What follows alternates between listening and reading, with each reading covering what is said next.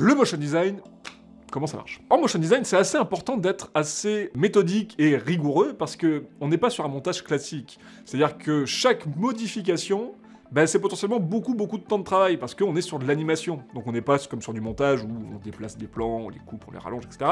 Là, il faut littéralement créer de l'animation à chaque fois. Donc si on n'est pas un petit peu carré dans notre process et que par exemple, quand on est à la table d'animation, on veut changer une étape d'écriture, ça fout tout en l'air. Donc il faut être assez carré et respecter le process dont je vais vous parler tout de suite. Maintenant, c'est parti. La première étape, c'est l'écriture du script.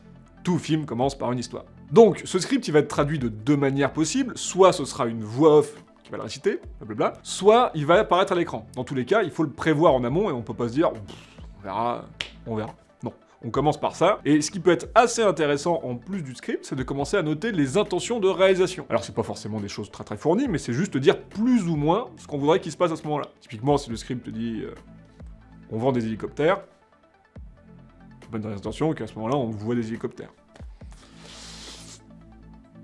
Ou autre chose, mais en tout cas, on dit ce qu'on a envie qu'il se passe plus ou moins à ce moment-là. Ça permet derrière de se projeter un petit peu. On lit le texte, on se dit ah d'accord, et en même temps il y a ça qui se passe, ah ouais, c'est cool. Ensuite, il faut définir la direction artistique. Il est très important de définir le look de son motion design, parce que des styles de motion design, il y en a tout un tas. Ça, c'est un motion design.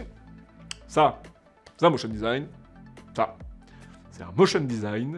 Et ça, c'est un motion design. Bien sûr, le style de cette direction artistique doit correspondre à la charte graphique de l'entreprise en question.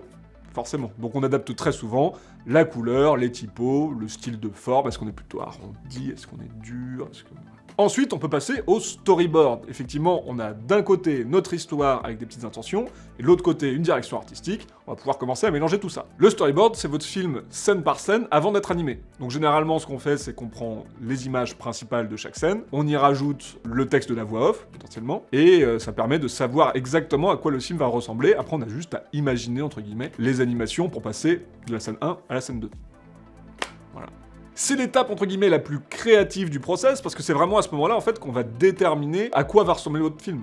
Et comment est-ce qu'on l'illustre, finalement. Parce que les étapes suivantes, c'est plus de la technique. On va voir ça. C'est un document qui doit à tout prix être validé avant de passer à l'étape suivante. Après, on peut plus revenir dessus. Enfin si, on peut revenir dessus, mais c'est chiant. Et quand c'est chiant, ça coûte cher.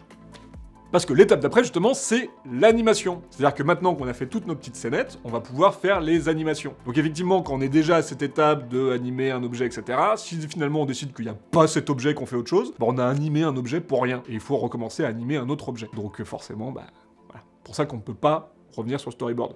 Bien validé, ça c'est important. Donc, l'objectif de cette partie animation, c'est justement de faire bouger les formes, les personnages, les couleurs, les typos, tout ce que vous voulez. L'idée, c'est de passer d'un film très statique, une sorte de diapo finalement, à un film animé, notre motion design final. Le plus dur et le vrai challenge du motion designer, c'est de créer une fluidité dans les animations pour qu'on passe, sans qu'on se rende compte qu'il y a une grosse cassure, de la scène 1 à la scène 2. Que tout ça s'enchaîne bien et qu'on puisse justement transporter notre spectateur du point A au point Z. C'est également généralement à cette étape-là qu'on rajoute la musique. Et ce qui est assez cool, c'est d'animer sur la musique. Si sur la musique il y a un petit piche, et ben sur le piche, il se passe un truc. En même temps que le rythme.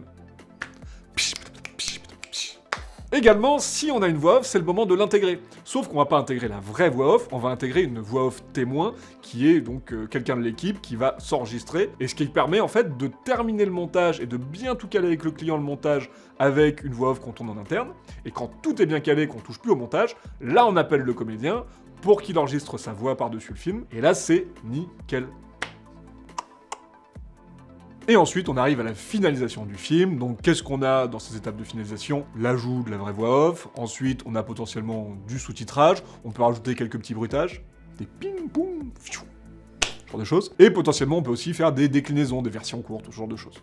Voilà, c'est la finalisation. Et une fois qu'on est bon, bah... c'est parti mon kiki. On est prêt à diffuser. Voilà, j'espère que j'ai été clair. Si vous avez des questions par rapport à ce process, mais lâchez-vous, les commentaires, c'est fait pour ça. Moi, je vous retrouve très vite avec de nouvelles vidéos. Restez authentiques.